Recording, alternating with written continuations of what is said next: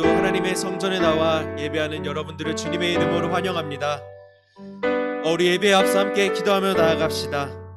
하나님, 우리의 지금 드려지는 예배가 온전히 하나님께 드려질 수 있도록, 그리고 온전히 하나님을 향한 예배 될 수 있도록 하나님께서 친히 초대하신 이 자리에서 드리는 예배가 온전히 주님께 드려질 수 있도록 우리 함께 합심해서 하나님께 기도하며 나아가도록 합시다. 사랑의 하나님, 감사합니다. 하나님, 친히 우리를 이곳으로 불러주셨습니다. 하나님, 친히 이 시간에 예배 드릴 수 있게 하셨습니다. 하나님, 우리는 모두가 이곳에 모일 수 없지만 각자의 처소에서 예배 드리는 자들도 있습니다. 하나님, 그들의 이름을 하나하나 기억하시고 지금 드려지는 예배의 자리에 있는 자들 또한 기억하여 주시고, 하나님, 예배를 주님께서 이끌어 주셔서 하나님께서 초대하신 이 자리에서 우리가 오직 주 예수 그리스도의 이름을 높이며 예배할 수 있게 해 주시옵소서. 하나님, 예배가 온전히 주님께로 향하는 예배 될 수 있게 해 주소서. 하나님, 우리의 예배가 온전히 주님만을 예배하는 예배 될 수 있게 해 주시옵소서. 하나님의 말씀을 듣고 하나님의 말씀을 따라해가는 자들로서, 하나님을 향한 그리스도인으로서 하나님, 우리 예배를 하나님 홀로 영광받는 예배 될 수 있게 해 주시옵소서.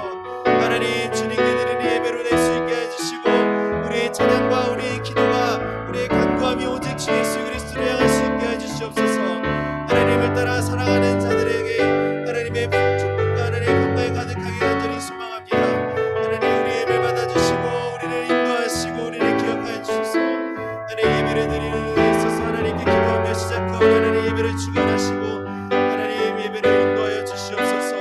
온전히 주 앞에 나아가는 예배자로서 나아갑니다. 주님 인도하여 주시옵소서.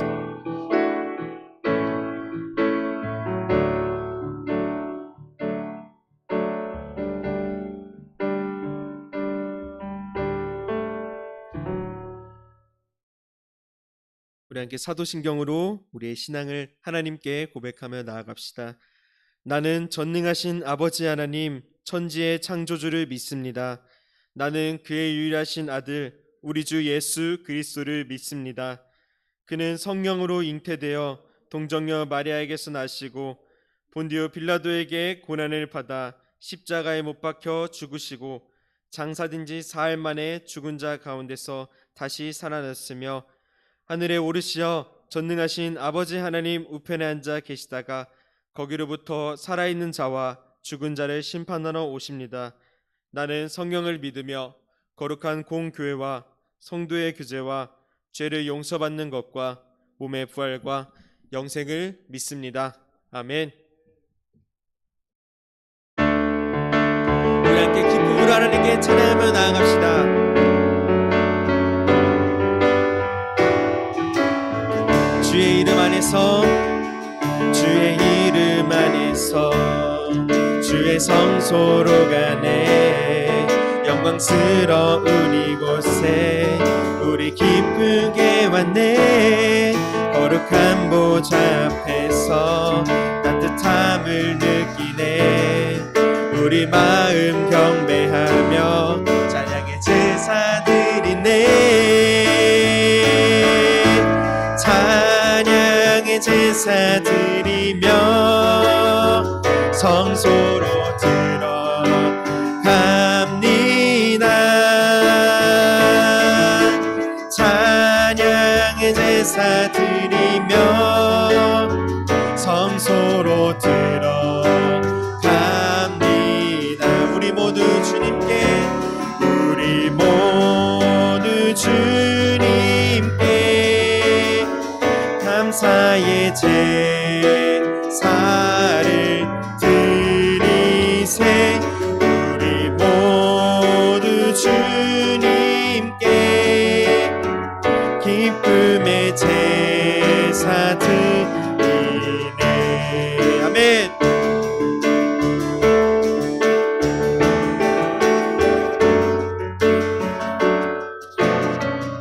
우리 찬양하며 나아갑시다. 주의 말씀 주시고, 주의 말씀 주시고 우리 감사드리네.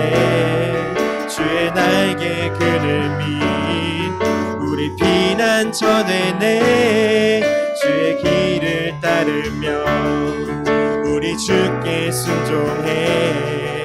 모든 상황 속에서도 찬양의 제사 드리네. 찬양의 제사 드리며 성소로 들어갑니다.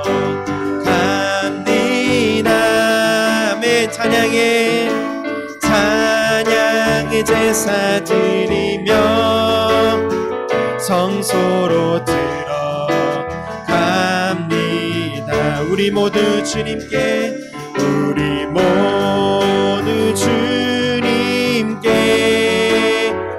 감사의 제사를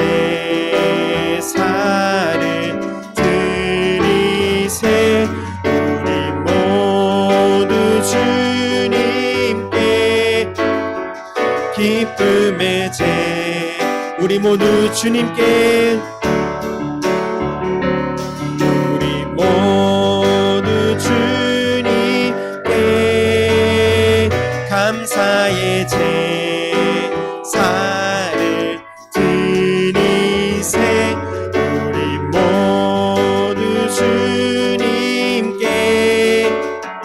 기쁨의 제사 드리네. 우리 모두 주님께 감사의 제사를 드리세. 우리 모두 주님께 기쁨의 제사 드리네. 아멘.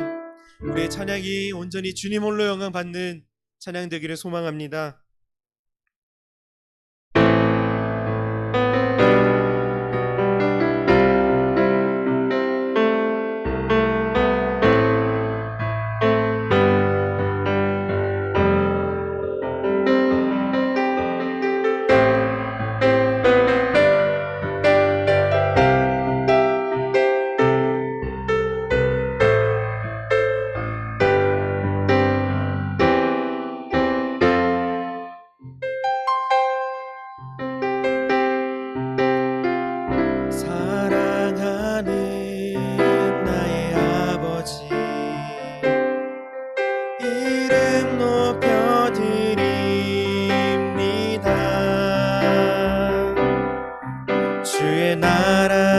찬양 속에 임하시니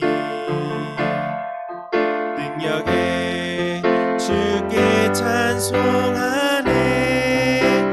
전능하신 하나님 찬양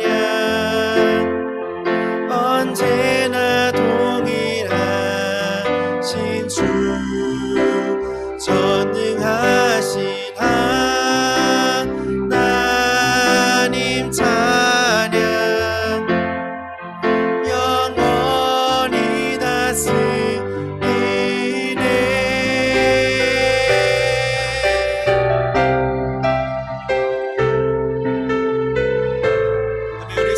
그 아버지를 향해 다시 한번 찬양 드리기 소망합니다. 사랑하는 나의 아버지, 사랑하는 나의 아버지, 이름 높여드립니다.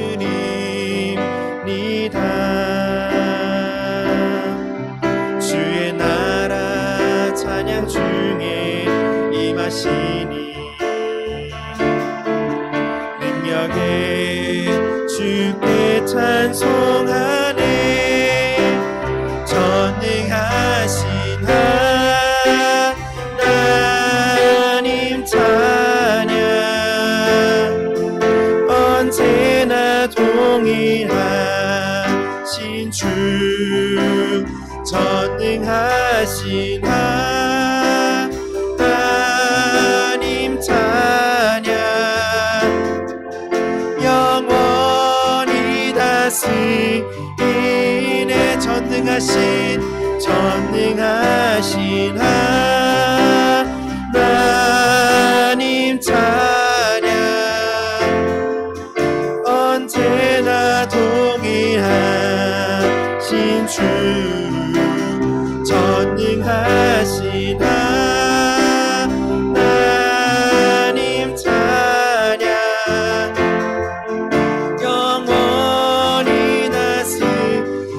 다시 한번 찬양합시다. 전능하신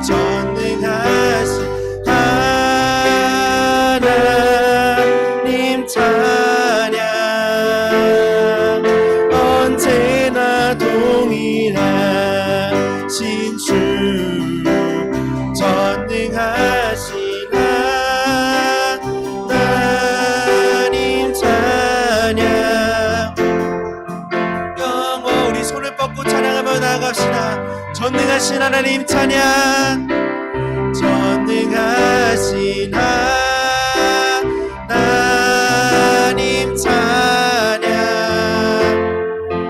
언제나 동일하신 주, 전능하신 하나님 찬양. 영원 우리 한 번 더 찬양합시다. 전능하신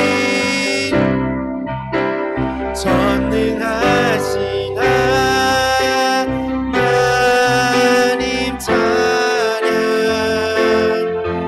언제나 동일하신 주, 전능하신 하나님 찬양.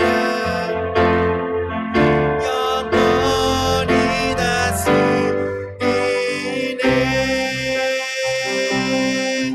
영원히 다스리네.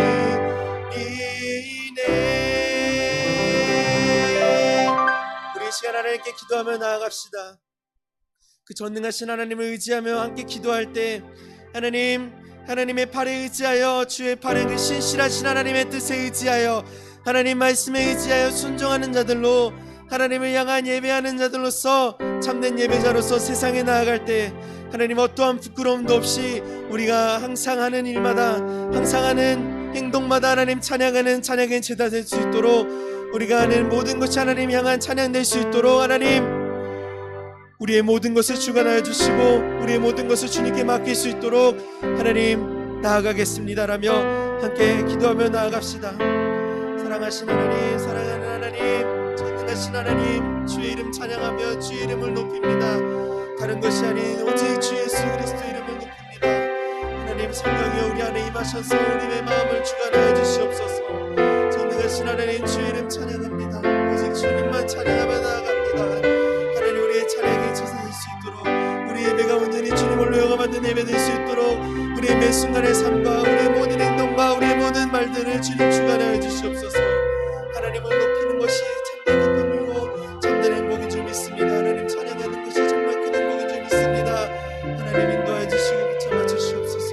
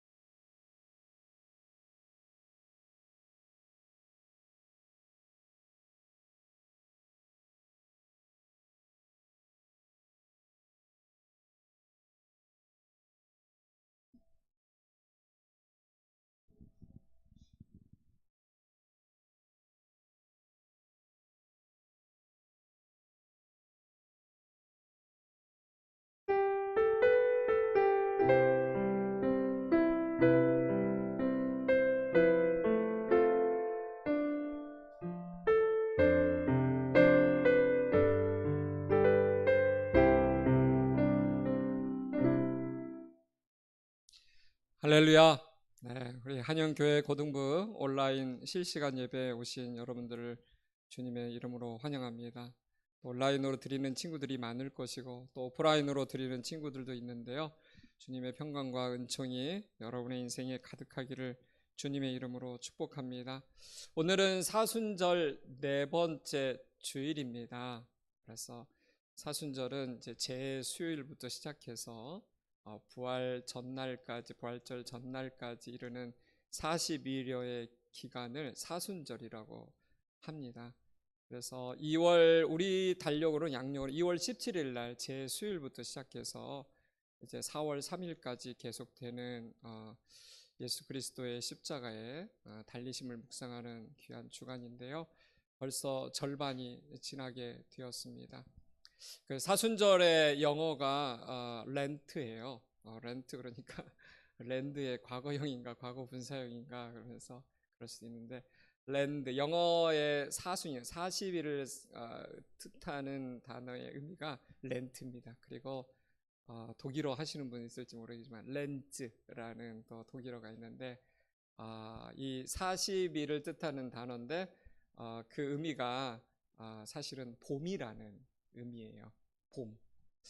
그래서 이 40여일간 우리가 주님께서 우리를 위해서 무엇을 하셨는가를 생각하면서 주님의 십자가 달리심, 부활절에 이르는 기간 우리가 함께 동행하는 귀한 시간입니다. 왜 목사님 40일입니까? 이렇게 질문하는 분들이 가끔 있어요. 아직 우리 고등부에서는 없었는데 40일이 성경적으로 보면은 의미가 굉장히 많죠. 네, 무엇이 생각납니까, 여러분? 예수님의 40일 금식 기도가 있었죠. 또 그런데 노아의 홍수 때 40여일 동안 비가 내렸다라는 그런 의미도 있고 또 우리 시내산에 모세가 올라가서 율법책을 받기까지 10계명을 받기까지 밤낮 40일을 거기에 있었다라는 것도 있고 또 우리가 잘 아는 모세와 그의 이스라엘 백성들이 가나안 땅에 들어가서 어떻게 되죠? 40년간 광야 생활을 했다는 것도 있고 또 예수님의 금식 기간도 40일이고 마지막은 뭘까요? 예수님이 부활하신 후 다시 승천하시기 전까지의 얼마의 기간이에요? 40여일. 그래서 이 40일은 기독교의 이 성경에서 우리 믿는 크리스찬에게 주는 메시지가 굉장히 큽니다. 그래서 이 사순절 기간은 특별히 예수님이 광야에서 40일간 금식 기도했다는 것에 초점을 맞추어서 우리가 함께 우리의 자신을 좀 절제하면서 예수 그리스도를 더 의식하는 주간으로 보내는 시즌이에요. 그래서 여러분 이 사순절날 목사님 뭘 하는 게 좋습니까? 그런데 꼭 그 고난주간 되면 그때 금식 한번 하면 되잖아요. 그게 아니라 가장 중요한 건 40일 동안 중요한 건 깨어있는 거예요. 깨어있다라는 건 뭘 의미할까요? 하나님을 의식하는 삶이에요. 우리 인생에 있어서 가장 첫 번째 우선순위는 누구다? 영순위는 누구다? 예수 그리스도시다. 더불어 하나님 나라이시다. 하나님의 의이시다. 그걸 먼저 우리가 깊이 깨닫는 시간입니다. 그래서 우리가 하루 동안 뭐 좋은 일을 하건 좋지 않은 일을 하건 어쨌든 좀 더 깨어 있어서 하나님과 동행하는 삶을 사는 게 이 기간에 우리가 할 일입니다. 저는 주님에게 더 깨어 있다면 그때 주님의 도우심이 오는데 그 주님의 도우심이 올 때 우리의 삶의 자리가 밝아지고 이웃을 사랑하고 이 나라를 좀 더 좋게 하는 그 일에 우리가 쓰임 받을 수 있다고 저는 믿는 사람입니다. 그래서 우리가 자꾸 뭐 거창한 기도하고 뭐 거창한 삶을 살려고 그러는데 저는 그렇지 않아요. 주님이 함께 하신다는 거에 깨어 있기만 해도 여러분은 나라 사랑하는 거예요. 이웃 사랑하는 거고. 그 깨어 있을 때 하나님이 우리에게 말씀하시는 게 많다는 거죠. 사술전 기간에 기독교 전통 역사에서 보면은 금식 진짜 많이 했거든요. 한번 제가 언급을 한 적이 있었을 거예요. 목사님 금식이라는 게 꼭 곡을 끊는 겁니까? 그런 것만은 아니고 우리가 뭔가 이 하나님 외의 것으로 우리의 영혼을 막 끊임없이 채우려고 하는 그 갈증을 끊는 거예요. 그것만으로는 우리의 문제가 해결되지 않는다라는 것을 알면서 끊임없이 스마트폰을 쳐다보고 TV를 쳐다보고 예능 프로그램을 막 뒤져보고 웹툰을 보고 그랬던 여러분이 왜 끊임없이 이렇게 스크롤을 막 긁으면서 막 한다고 생각하세요? 여러분 안에 그것을 채울 만한 것이 없기 때문에 외부에서 이게 뭐냐면 엑스트라 노스라고 그래요. 이게 라틴어로. 외부로부터 끊임없이 우리는 뭔가를 채움받아야 내가 채워진다라는 착각을 하고 있거든요. 그런데 우리가 잠시 스탑하면 뭘 알게 되냐면 이 웹툰이나 이 많은 짤영들이 나를 채우는 게 아니라 하나님만이 나의 갈증을 채울 수 있다는 걸 깨달을 수가 있어요. 그래서 이 사순절 기간 동안 여러분들이 가장 많이 해야 되는 금식이 여러분의 영혼을 끊임없이 나도 모르게 무의식간에도 계속 하고 있는 것을 잠깐 멈추는 거예요. 그럴 때 하나님이 들어올 틈이 생기고 그때 여러분이 하나님을 의식하면 하나님이 여러분의 인생 속으로 들어오신다는 거예요. 그래서 이 초대교회 전통에 의하면은 사순절 기간에 제일 많이 했던 게 육식을 안 했어요. 주로 채소만 먹었거든요.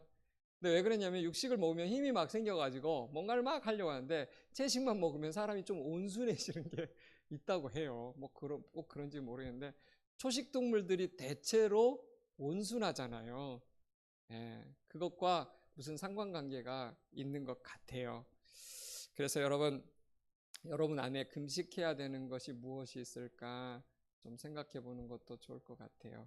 그렇다면 하나님께서 가장 좋은 아이디어를 여러분에게 주실 겁니다. 더불어 여러분들이 금식하면서 가장 많이 해야 되는 것이 헐벗은 이웃을 돌보는 일을 좀 해야 돼요.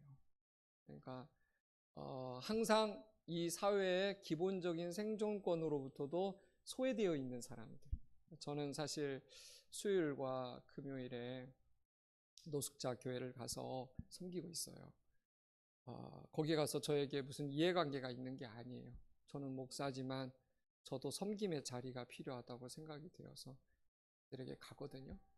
가면은 여러분 참 우리가 일상적으로는 만날 수 없는 사람을 주로 만나고 결코 내 일상에서는 결코 맡을 수 없는 참 너무 죄송하지만 역한 냄새, 그런 역겨운 냄새를 그 시간 동안은 계속 맡아야 돼요. 그럼에도 불구하고 제가 그들을 함께하고 그들에게 뭔가를 할 수 있는 내 육신의 힘을 가지고 뭔가를 할 때 이런 게 진정한 섬김이 아닌가 그런 깨달음을 하나님이 많이 주십니다. 여러분은 깨끗한 사람들, 여러분에게 편한 사람들과 주위에 둘러싸여 있는데 그걸 좀 뚫고 나가서 주위에 나가다 오면 혹시 좀 여러분의 도움이 필요한 사람이 있으면 리어카도 같이 끌어주고 좀 뭔가 줄 수 있으면 여러분의 호주머니에서 좀 절반이라도 나눠서 뭔가 전달해주고 그런 것들이 우리가 이 사순절 기간에 꼭 해야 될 일입니다. 그때 하나님께서 우리에게 역사하시는 부분이 많다는 것입니다. 오늘 하나님께서 우리에게 주시는 말씀은 요한일서 5장 14, 15절이에요. 네, 저는 제 삶의 교육의 모토가 뭐냐면 반복은 기적을 낳는다예요. 뭐라고요?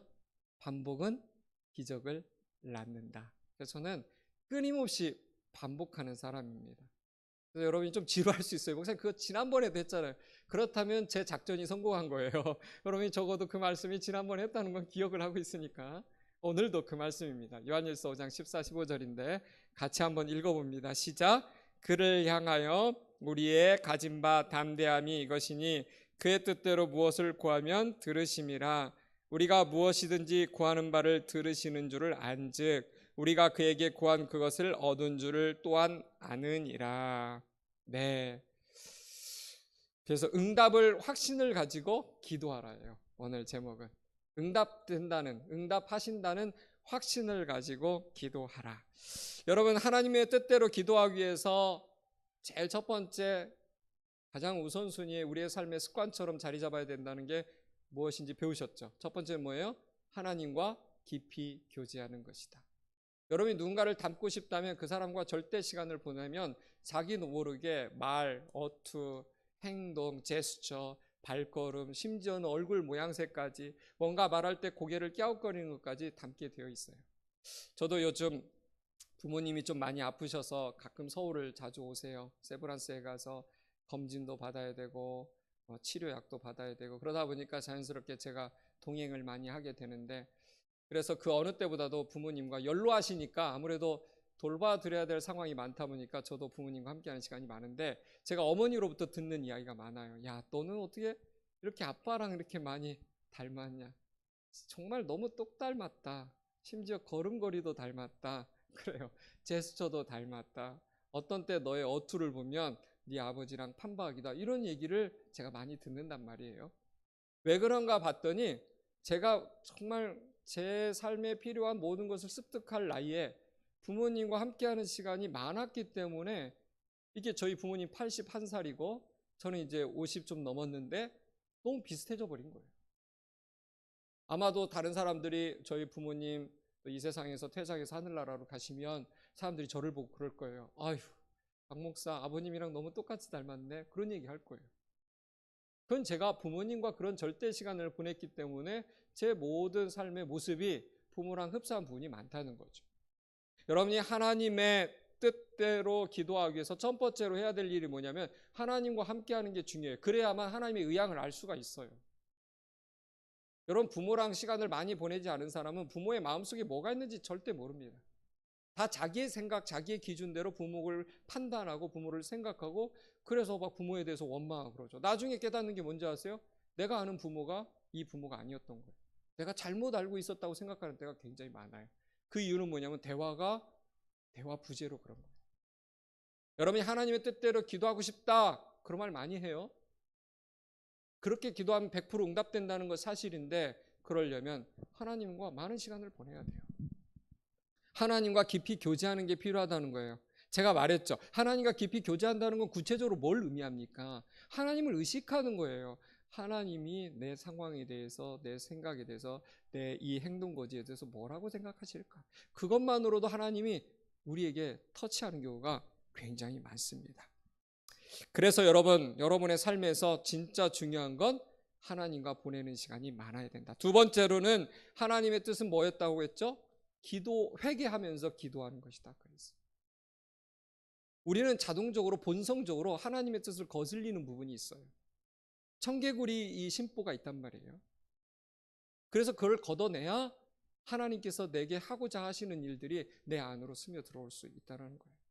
여러분이 아무리 이 6층에 엘리베이터까지 타고 올라와서 이 식당을 지나서 로뎀 앞에까지 왔어도 이 앞에 있는 문이 열려지지 않으면 여러분이 이 예배당 안에 못 들어옵니다.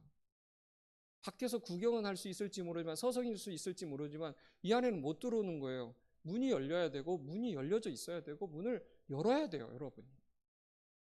마찬가지로 하나님의 뜻대로 기도하고 하나님의 뜻을 알고 싶다면 여러분 안에 회개해야 될 것, 다시 말하면 뽑아내야 될 것들을 뽑아내야 된다는 거예요. 세 번째는 하나님의 뜻은 우리의 욕심이 아니라 우리의 진정한 필요를 채워주신다. real need를 채워주신다는 거예요. 진정한 필요. 체감적인 필요가 아니에요. 체감적인 필요는 뭐냐면 배고프다 그러면 배고픈 사람에게는 배고픈 걸 주는 거죠. 그렇지만 또 한 서너 시간 지나면, 5시간 지나면 또 배고프죠. 그것으로는 우리의 이 인생의 모든 걸 다 채울 수가 없어요. 진정한 필요는 뭐냐면 육체적인 필요가 아니라 우리의 영혼의 진정한 필요를 말합니다. 여러분이 끊임없이 부모가 싫어하는 것들을 나도 모르게 하고 있는 이 중독적인 습관을 벗을 수 있는 것은요, 이거는 하나님만이 하실 수 있는 거예요. 그 하나님께서 여러분에게 채워주시고자 하는 부분이 그런 부분이죠. 왜 하나님께서 늘 나를 가까이 하라고 하시겠습니까? 하나님을 가까이 하라. 그리하면 내가 너를 가까이 하리라 그랬어요.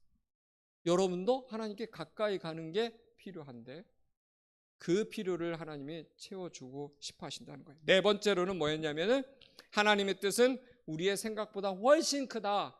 그래서 때로는 이해 안 되는 경우들이 많다. 무슨 말이냐면, 여러분 이 지구상을 놓고 볼 때 하나님이 어디 가서 제일 먼저 역사하시면 좋을 것 같습니까? 우리의 삶에 들어와서 역사하는 게 좋을 것 같습니까? 우리가 양심이 있으니까. 지금 미얀마 그 사태에 끊임없이 수녀를 향해서도 막 총을 막 들이대면서, 수녀만 사라지면 사람들을 향해서 막 총탄 세례를 퍼붓는 그 군인들 앞에 가서 주님이 역사하시는 게 긴급한 필요입니까? 더 나아가서 중동 지역에서 이슬람들이 막 이 기독교인이라는 이름으로 막 참수하고 그들을 막 뭡니까 이렇게 여자들을 다 잡아다가 강간하고 막 임신시키고 이런 여러분 참혹한 현장에 주님이 가시는 게 더 급선무겠습니까? 아니면 여러분의 아이폰 갖고 싶다, 갤럭시 새로운 S21 갖고 싶다, 그런 필요에 응답하시는 게 더 급선무이겠습니까? 지구 전체를 사랑하시면서 끌고 가시는 하나님의 큰 그림 속에서 때로는 우리의 기도가 응답이 안 되는 일들도 왕왕 생긴다는 거예요. 그걸 다른 말로 하면 이해가 안 된다는 거죠. 난 죽도록 기도했는데 하나님은 왜 응답 안 하시는가? 왜 하나님은 내 비트코인 역사하시지 않는가? 내가 얼마 전에 내 용돈 다 쏟아 부었는데 왜 계속 마이너스인가? 빨간 그래프가 아닌가?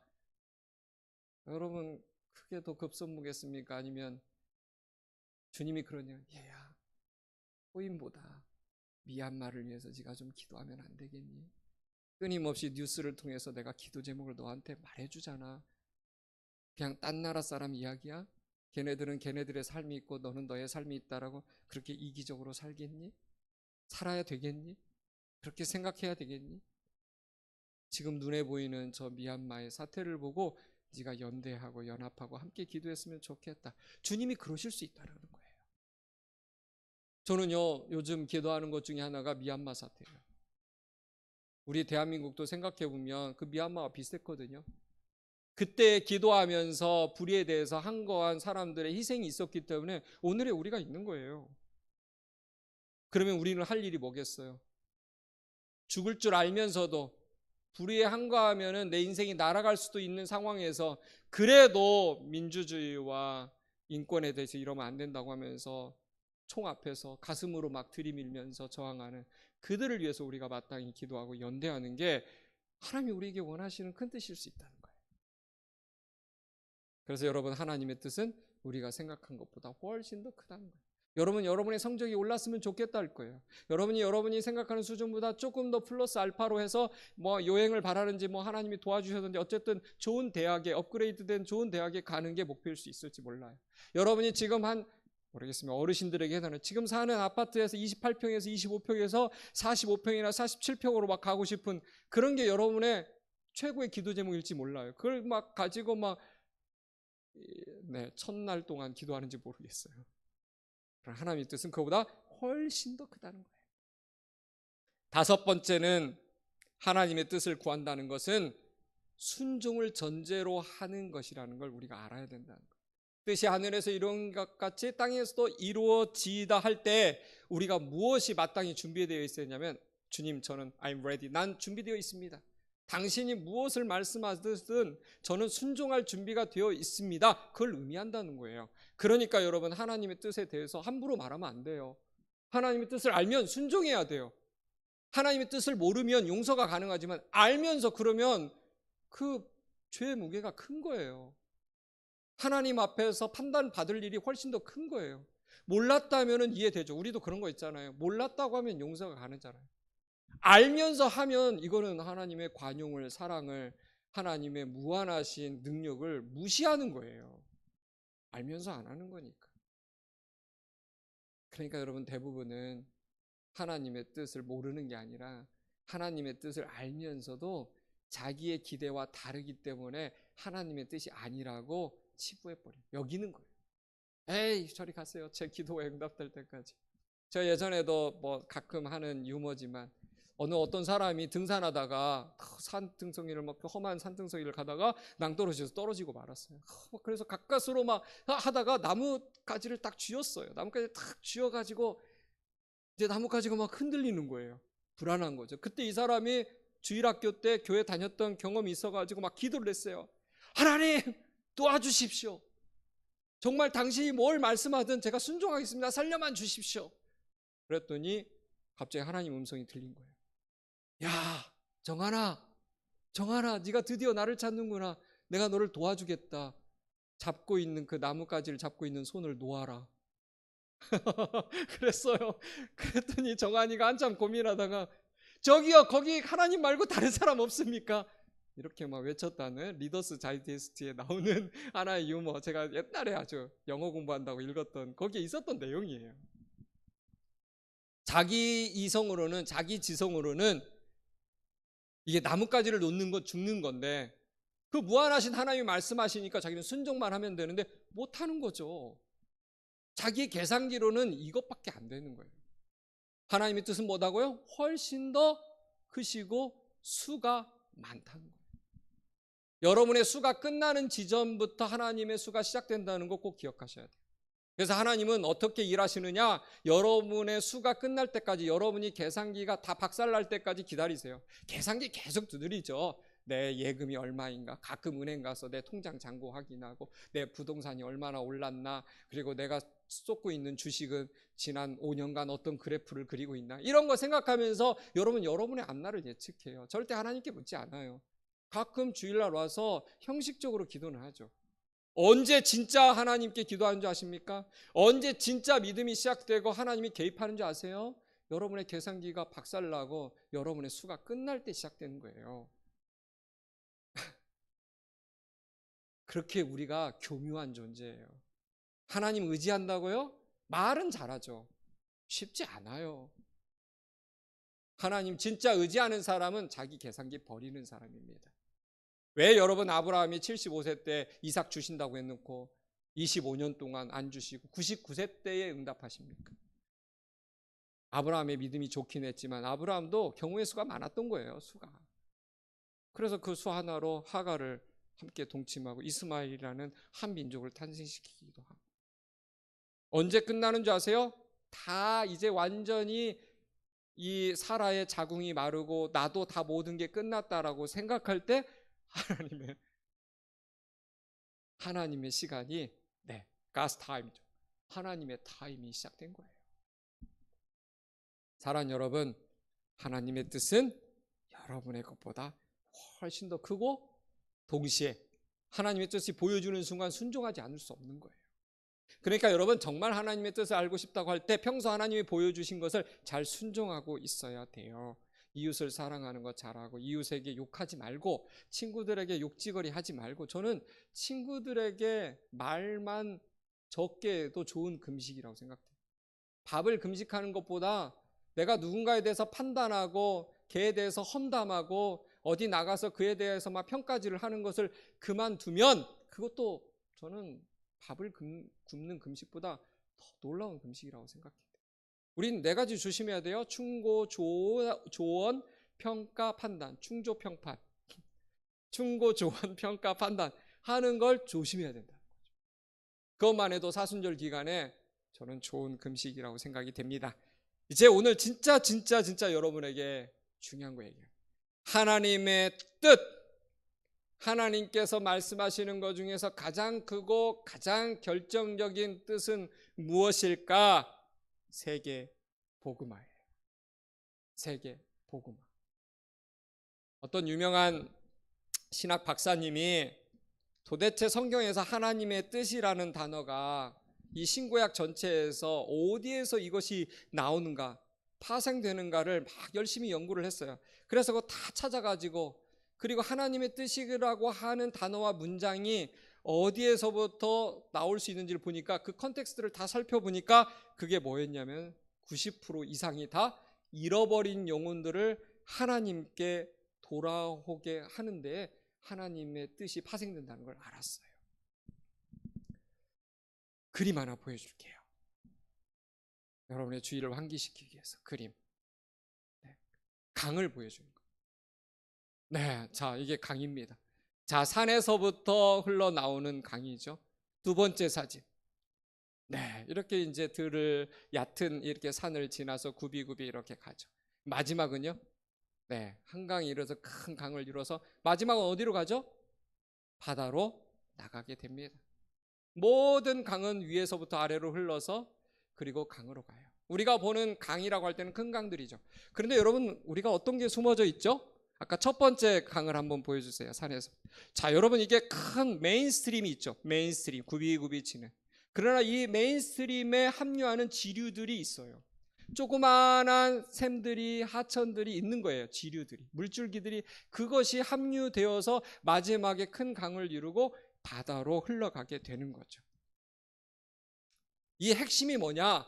물줄기인데 이 물줄기가 뭐냐면 세계 복음화라는 거예요. 그러면 우리가 이렇게 공부하고 우리가 성장하고 밥 먹고 친구들과 좋은 교제를 나누고 어딘가에서 뭔가를 하는 이 모든 것들은 무슨 행위에 해당하느냐? 이 세계 복음화를 이루기 위한, 하나님께서 여러분들이 그런 좋은 사람으로 성장하게 하기 위한 교육의 일환으로 그런 것들을 여러분에게 은혜로 베푸신 거예요. 여러분이, 우리 교사 선생님들도 마찬가지예요. 우리 자녀들을, 우리 친구들을, 내 자녀가 아니지만 이 반을 맡아서 하는 것도 세계 복음화를 위해서 내가 2021년은 내가 교사의 자리로 우리 친구들과 함께 교제하면서, 비대면이긴 하지만 어쨌든 소통할 수 있는, 커뮤니케이션 할 수 있는 카톡과 문자로라도 소통하면서 이들과 함께 세계 복음화에 기여하기 위해서, 그 물줄기로 나아가기 위해서 우리의 작은 부분들을 감당하는 거예요. 그리고 그렇게 감당하고 나갈 때 그게 기여가 되는 거죠. 여러분, 이걸 잊어서는 안 된다라는 거예요. 여러분이 대학 가는 것도요, 엄밀히 말하면 하나님의 뜻에 맞춰져 있어요. 세계 복음화를 위해서 대학 가는 거예요. 직장 가는 거요? 여러분이 그냥 여러분의 돈, 호주머니에 두둑하게 여러분의 현금을 딱 채우려고 그런 거 아니에요. 엄밀히 말하면 세계 복음화를 위해서 돈도 버는 거예요. 직장도 가는 거고, 친구도 사귀는 거고, 영화도 보는 거고, 놀이공원도 가는 거고, 세계 여행도 가는 것도 다 어디에 초점이 맞춰져 있다? 알고 보면 그 지류들이 다 강줄기에 맞닿아 있는데 그게 다 세계 복음화와 연관이 있다는 거예요. 그러니까 여러분, 여러분이 하나님의 뜻을 모른다고 해도 분명한 게 있어요. 그게 뭡니까? 우리가 일생 주님의 손과 발이 되어서 세상을 치유하는, 물이 바다 덮음같이 온 세상을 복음으로 덮고자 하는 그 하나님의 뜻을 이루는데 우리 인생이 들여져야 된다는 거예요. 저는 그래서 여러분, 예배 시작할 때 우리 이광훈 형제님이 예배를 위해서 기도하겠습니다. 저는 이 예배도 세계 복음화를 위해서 하나님이 우리에게 2021년 3월 14일 아침 10시 반부터 11시 반 하나님이 우리에게 허락하신 그 지류예요. 이 모든 것들이 세계 복음화에 맞춰져 있다는 거죠. 여러분, 이걸 기억하셔야 됩니다. 여러분이 사실은 인정하든 인정하지 않든 우리는 그렇게 지음받은 인생이에요. 주님의 손과 발이 되는 일이에요. 주님의 브레인이 되어서, 주님이 몸이 없으시기 때문에 이 땅 가운데 사람들에 다가가는데 쓰실 수밖에 없는 사람을 쓰시는데, 그 하나님이 쓰시는 사람으로 성장하고 성숙하기 위해서 우리가 예배 행위를 하기도 하고, 학교에서 공부를 하기도 하고, 친구를 사귀기도 하고, 사회성도 개발하고, 지성도 개발하고, 이성도 개발되고, 영성도 개발하는 그런 일들을 하고 있다는 거예요. 여러분, 사도행전 1장 8절 말씀 한번 보겠습니다. 사도행전 1장 8절 같이 한번 읽어봅니다. 시작. 오직 성령이 너에게 임하시면 너희가 권능을 받고 예루살렘과 온 유대와 사마리아와 땅끝까지 이르러 내 증인이 되리라 하시니라. 여러분, 여기에 뭐가 포인트예요? 성령이 임하면 그 다음 뭐예요? 다시 말하면 성령이 임하는 순간, 성령은 어디에 가장 큰 능력이냐? 세계 복음화를 이루는데 하나님이 주시는 능력이 성령이라는 거예요. 그러니까 많은 분들이 교회 와서 성령 충만하게 해주십시오, 그거 계속 기도하는 건요, 세계 복음화를 위한 능력은 성령밖에 없는데 그 성령님 내게 와달라고 요청하는 거예요. 여러분, 성령님이 들어오시면 그걸 가지고 비트코인 단타로 들어갔다가 빠지는데 쓰면 안 되는 거예요. 성령이 오시는 큰 그림은 세계 복음화예요. 예루살렘, 온 유대, 사마리아와 땅끝까지 세계 복음화 빼놓고 뭘 말할 수 있어요? 왜 우리가 미얀마 사태를 위해서도 기도해야 돼요? 세계 복음화를 이루기 위해서는 저 미얀마의 저 시간도 필요해요. 그리고 우리는 기도로서 기여하는 거죠. 하나님이 미얀마의 큰 강준기를 내고 계시는데 그 일에 우리가 기도로, 지주로 함께 하시는. 사랑하는 여러분, 그래서 성령 받아놓고 딴짓하면 안 된다는 거예요. 성령 받아놓고 나 잘 먹고 잘 사는 일, 이웃을 힘들게 하고 이웃에게 돌아가야 될 돈을 착취하고. 여러분, 제가 이 강단에서 참 진짜 드려서는 안 되는 말씀. 여러분, 요즘 L만 들어가도 힘든 지금 몇 주를 이제 우리가 보내야 될 텐데, L, H. 여러분, 아무리 뉴스에 관심 없어도 요즘 뭐 어마어마한 이슈가 되고 있으니까. 그렇죠? 우리를 너무너무 실망시키는 최고의 엘리트들이 벌인 그 추태에 대해서 우리가 얼마나 안타까워.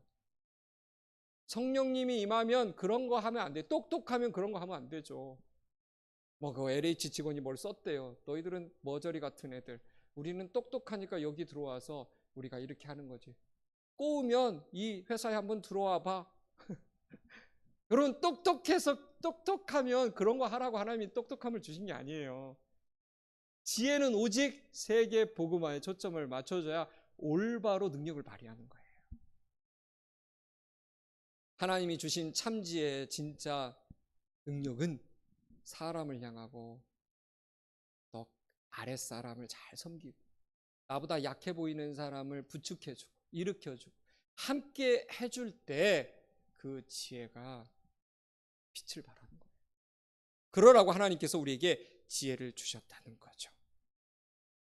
여러분, 그러니까 우리가 기도하지 않아도 분명한 하나님의 뜻이 뭔지 아시겠습니까? 우리는 세계 복음화를 위해서 매일매일 살아가는 존재라는 걸 알아야 돼요. 다소 내가 진짜 뭐 열심히 공부해가지고 결국은 교회맨 되는 건가? 교회 사람 되고 교회 일꾼 되는 건가? 아니에요. 우리는 교회 다니든 안 다니든 한영교회 소속이든 아니든 하나님에게서 나온 존재임 이상 하나님의 플랜대로 우리의 삶이 꾸려져 간다는 사실을 여러분 믿으셔야 돼요. 여러분, 물이 한번 산에서 흐르면 어디로 가요? 강에 닿게 되어 있어요. 거꾸로 갈 수가 없어요. 중력의 법칙에 따라서 거기로 흐르게 돼 있어요. 사람도 마찬가지예요. 영적인 중력이 있어요. 사람은 어디로 향해야만 평안해지고 자기의 인생이 이루어지느냐, 완성되느냐? 하나님에게 향해야 돼요. 하나님의 말씀하신 그 물줄기에 다다라야 돼요. 그럴 때 우리 인생에 행복이 찾아오고 기쁨이 있고 인생의 의미가 완성이 되는 거예요. 하나님의 뜻대로 기도할 때 여러분들이 그런 것들을 생각하면서 기도했으면 좋겠습니다. 자, 요한일서 5장 15절을 다시 한번 봅니다. 요한일서 5장 15절.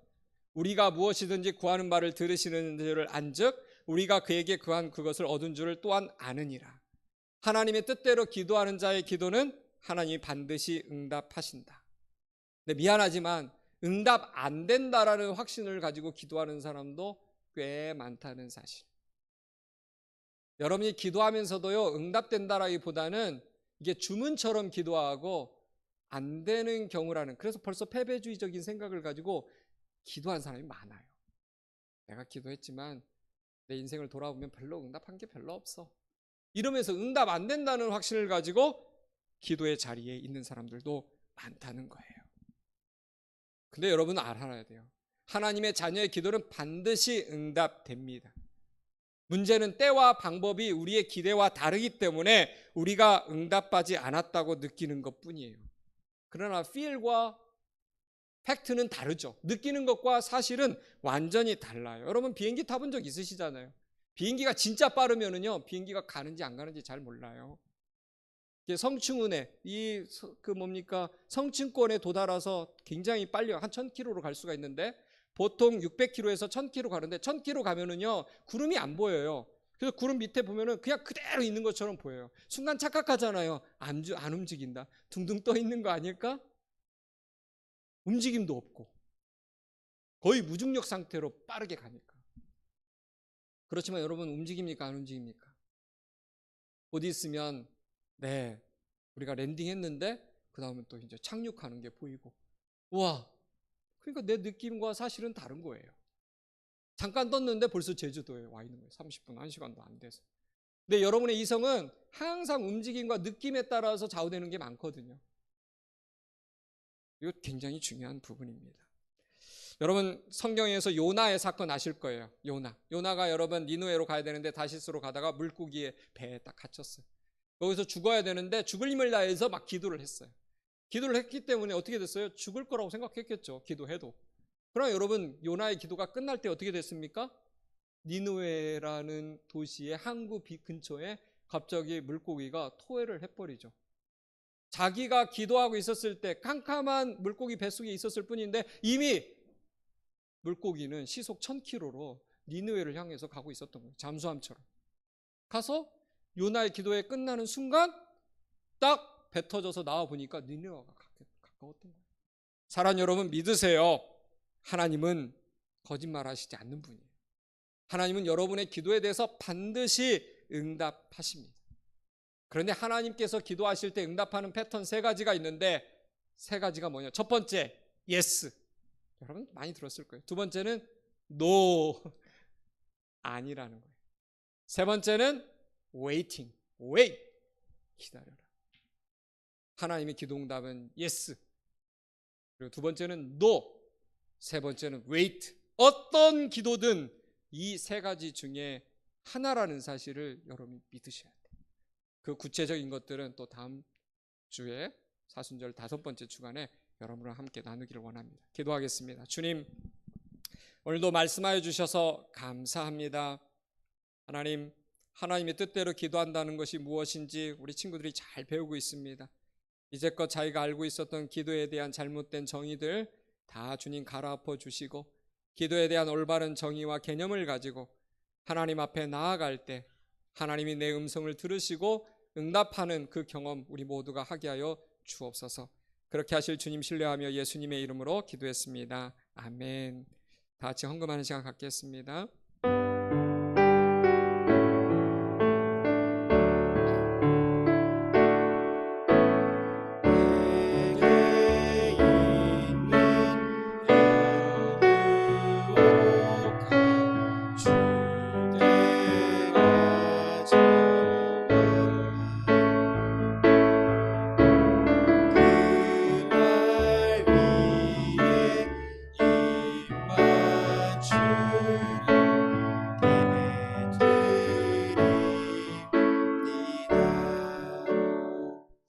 주님, 오늘도 하나님 앞에 나오면서 빈손 들지 않고 뭔가를 우리의 손에 쥐고 구별해서 하나님 앞에 드렸습니다. 얼마만큼인지는 주님이 잘 아십니다.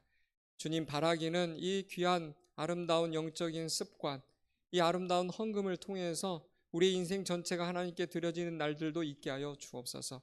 조금씩 조금씩 구별하는 것이 아니라 우리의 인생을 몽땅 다 하나님께 기꺼이 들을 수 있는, 기쁨으로 들을 수 있는 그런 헌신의 시간들도 우리에게 오게 하여 주옵소서.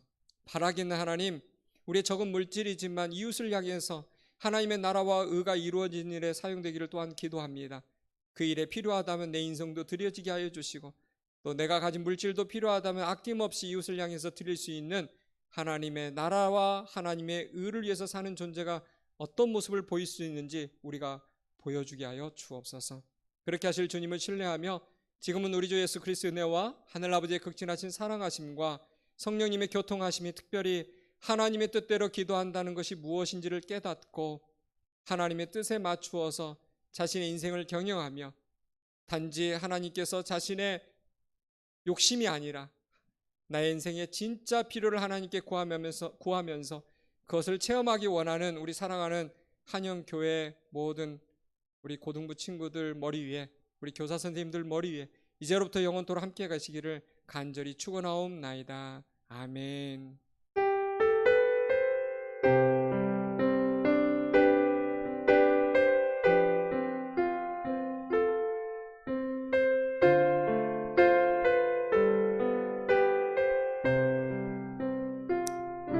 네, 우리 예배를 마쳤으면 하나님께 영광과 감사의 박수 올려드리도록 하겠습니다. 우리 이광훈 선생님 광고해 주시겠습니다. 네, 광고하겠습니다. 오늘은 사순절 4번째 주일입니다. 네, 예배 자리에 나와 고등부 예배를 드린 여러분들을 진심으로 환영하고 축복합니다. 한역교회 고등부 유튜브 채널에 들어오셔서 구독해 주시고 영상 시청 후에는 좋아요 눌러주시면 감사드리겠습니다. 2부 순서는요, 영상 시청 생각의 기원 5번째 오늘도 시청하도록 하겠습니다.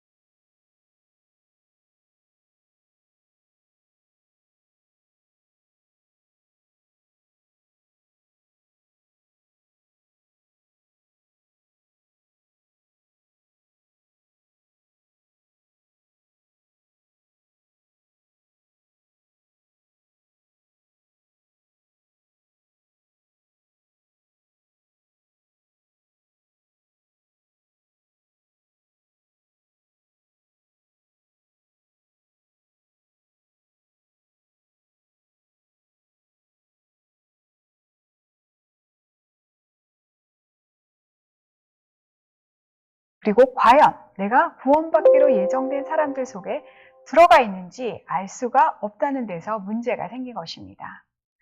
교회를 다니고 하나님을 믿는다고는 하지만 나의 내세 운명이 너무 불안하게 된 것입니다. 돈으로 살 수 있는 면죄부라도 있으면 안심이 될 텐데 이제 그런 형식적인 것으로는 구원을 담보할 수 없게 되었으니 얼마나 불안했을까요? 그래서 프로테스탄트들이 생각해낸 것이 이 땅에서의 삶을 정말 충성되게 살아서 나의 믿음을 주님 앞에 증명하고 구원에 대한 확신도 가지려고 한 것입니다. 그래서 매우 검소하고 소박하게 살고 열심히 일해서 돈을 많이 벌고 그 돈을 하나님의 나라를 위해서 사용하고 또 이웃에게 베푸는 삶을 살게 된 것이죠. 이제 부라는 것은 하나님으로부터 자신의 삶과 믿음을 인정받았다는 구체적인 표시가 된 것입니다. 이러한 신앙을 가지게 되자 결과적으로 프로테스탄트들의 삶은 세상 속에서도 존경받을 만한 것이 되었고 이들의 부는 쌓이기 시작했습니다. 이러한 과정을 관찰하고 분석한 것이 바로 베버의 프로테스탄트 윤리와 자본주의 정신입니다.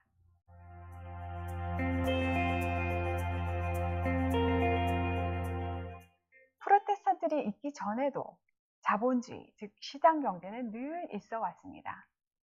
사람은 문명이 시작된 이래로 물건을 사고 팔고 돈을 벌어서 먹고 살고 부를 축적하는 일을 늘 해왔으니까요. 그런데 베버가 관심을 가졌던 것은 프로테스탄트들의 경제 활동이 예전부터 있어 왔던 그 자본주의와 무슨 차이가 있느냐 하는 것이었습니다. 과거의 자본주의가 돈을 벌기 위해서라면 무슨 짓이든지 하고 또는 묻지마 투기 방식으로 아무렇게나 돈을 투자했다면 프로테스탄트들은 돈을 버는 과정을 매우 중요하게 생각했습니다. 그들은 정직하게 그리고 매우 합리적이고 조직적인 방식으로 돈을 벌었고 번 돈을 자기 자신을 위해서는 사용하지 않고 하나님의 일과 이웃을 위해 내어놓은 것입니다. 그래서 사회 전체를 더 살기 좋게 만들기 시작한 것이죠. 과거의 자본주의가 피도 눈물도 없는 차가운 자본주의였다면 천국을 소망하며 이 땅에서 청지기로서의 사명에 충성을 다하고자 했던 프로테스탄트들의 신앙은 자본주의의 도덕과 윤리라는 따뜻한 온기를 덧입혀 주었던 것입니다. 그런데 베버의 책은 매우 슬프게 끝이 납니다. 프로테스탄트들이 초심을 잃어가고 있는 모습을 보이기 시작한 것이죠. 프로테스탄트들은 합리적이고 조직적으로 일하면서 점점 부를 쌓아갔고 그 부를 자손에게 대물림하기 시작했습니다. 그리고 돈이 있으니 자녀 교육에도 열심이었고요. 그렇게 교육받은 자손들이 돈과 지식으로 사회의 상층부를 장악하기 시작하면서 점점 신앙을 잃어갔습니다. 사람은 돈이 있으면 타락하기 마련인가 봅니다. 그렇게 천국을 소망했던 프로테스탄트들이 이제는 천국보다는 이 땅의 삶에 더 관심을 가지게 되면서 점점 탐욕스럽게 변해갔습니다. 심지어 성경을 가난한 노동자를 착취하는 논리로 악용하기까지 이르게 됩니다. 어쩌면 프로테스탄트들의 타락이 공산주의가 싹을 틔울 수 있는 토양을 제공했는지도 모르겠습니다.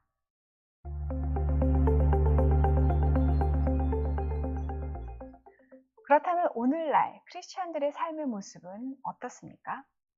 과연 우리가 우리의 신앙의 선배들보다 더 나은 삶을 살고 있을까요? 우리는 직업을 소명, 콜링, 즉 하나님으로부터의 부르심이라고 생각합니다. 성경은 하나님께서 태초에 인간을 창조하실 때부터 우리에게 청지기의 사명을 주셨다고 말씀하고 계십니다. 에덴 동산에서 아담과 하와는 빈둥거리며 논 것이 아니라 그곳을 관리하는 사명을 감당하고 있었습니다. 그런데 이들의 불순종으로 땅도 저주를 받고 노동이 더 이상 축복이 아니라 저주가 되어버렸습니다. 그러나 그렇다고 해서 우리의 일이 전적인 저주는 아닙니다. 비록 저주받고 왜곡되었지만 그리스도인들은 노동을 축복으로 회복시키고 그 노동을 통해서 하나님의 뜻을 이 땅 가운데 성취시켜야 할 사명을 가지고 있습니다. 직업은 단순히 먹고 살기 위한 것만이 아니라 하나님께서 각자에게 주신 재능을 사용하여 불러주신 영역에서 주님께 영광을 돌리고 이웃을 섬길 수 있는 삶의 터전입니다. 특히 직장 생활을 통해서 우리는 많은 사람들과 관계를 맺게 됩니다. 고객으로, 상사로, 부하 직원으로, 동료로 이런 관계를 맺게 되는 것이 과연 우연일까요? 하나님은 직장이라는 장소를 통해 우리에게 사람들을 보내주셔서 우리를 훈련하시기도 하고 가르치시기도 하고 또 돕게도 하십니다. 하나님은 주권적인 기적을 통해 일하시기도 하지만 대부분은 사람을 통해 일하시기 때문입니다. 오늘부터 여러분의 일터에서 만나게 되는 사람들을 자세히 관찰해 보시기 바랍니다. 어떤 이는 나의 성품을 다스리기 위해 사람 막대기로 쓰임받는 경우도 있고 또 어떤 이는 나를 격려하기 위해 하나님께서 보내신 사람일 수도 있습니다. 또 반대로 내가 그 어떤 사람에게는 하나님을 대신하여 도움을 주기 위해 보냄을 받았을 수도 있습니다.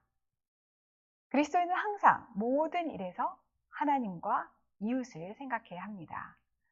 더구나 하루의 대부분을 보내는 직장에서 그리고 일을 통해 하나님과 이웃을 생각하지 못한다면 그리스도인의 삶이 무슨 의미가 있을까요? 지금 많은 분들이 하고 싶은 일이 없거나 일할 직장이 없어서 고민하고 있을 거라고 생각됩니다. 제가 대단한 조언을 드릴 순 없지만 일단 주변에서 할 수 있는 일을 하면서 주님의 뜻을 구해 보시면 어떨까요? 현재 직장이 없으시면 집에서 집안일을 도우는 것부터 시작해 보시기를 바랍니다. 돈이 안 되더라도 주어진 일이 있다면 해 보시기 바랍니다. 주어진 일이 없다면 하나님과 이웃을 위해 할 수 있는 작은 일을 찾아서 해보시면 어떨까 싶습니다. 하나님께서는 반드시 우리 한 사람 한 사람에게 기대하는 바가 있습니다. 그 기대하는 바를 찾아가고 이루어가는 과정이 바로 우리의 삶이 아닐까요? 지금까지 총 5편에 걸쳐 고전이 알려주는 생각의 기원을 가지고 여러분과 함께 했습니다. 19세기의 사람 찰스 다윈, 지그문트 프로이드, 칼 마르크스, 프리드리 니체, 그리고 막스 베버 이런 사람들이 21세기를 살고 있는 우리의 생각에 얼마나 큰 영향을 미치고 있는지 조금 감을 잡으실 수 있게 되기를 바랍니다. 이번 시리즈 강의를 통해 제가 희망하는 바는 적어도 크리스천이라면 지금 자신이 하고 있는 이 생각이 누구의 영향을 받고 있는지 분별할 수 있는 힘을 가질 수 있었으면 한다는 것입니다. 지금 내가 하고 있는 생각이 성경 말씀의 기준과 원리에 부합하는 것인지 아니면 세상이 말해주는 메시지에 무분별하게 따라가고 있는 건 아닌지 구별할 수 있는 지혜를 가졌으면 좋겠습니다. 성경은 하나님을 아는 것이 지혜와 지식의 근본이라고 했습니다. 세상의 많은 사상과 철학들이 일말의 진실을 담고 있습니다. 그래서 그들의 영향력이 이렇게 큰 것입니다. 그러나 성경은 불완전한 인간이 주장하는 불완전한 진리와는 차원이 완전히 다른 완전하신 하나님께서 우리에게 주신 완전한 진리입니다. 이 완전한 진리를 가지고 있는 우리들이 어떻게 이 진리를 삶으로 살아낼 수 있을지 고민해야 할 때인 것 같습니다. 그동안 함께 해주셔서 정말 감사합니다.